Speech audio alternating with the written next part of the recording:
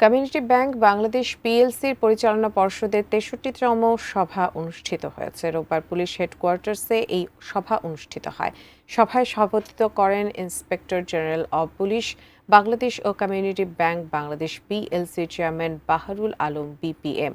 সভায় ২০২৪ সালের ব্যাংকের নিরীক্ষিত আর্থিক প্রতিবেদন অনুমোদিত হয় এবং নগদ লভ্যাংশ প্রদানের সুপারিশ করা হয়।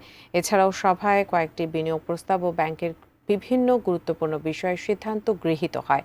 এ সময় Dhaka metropolitan police commissioner S M Sajjad Ali, RAB মহাপরিচালক এ.কে.এম শহীদুর রহমান, স্বতন্ত্র পরিচালক মাসুদ খান, ব্যাংকের ব্যবস্থাপনা পরিচালক কিমিয়া সাদাত এবং কোম্পানি সচিব সাইফুল আলম সহ ঊর্ধ্বতন কর্মকর্তারা উপস্থিত ছিলেন।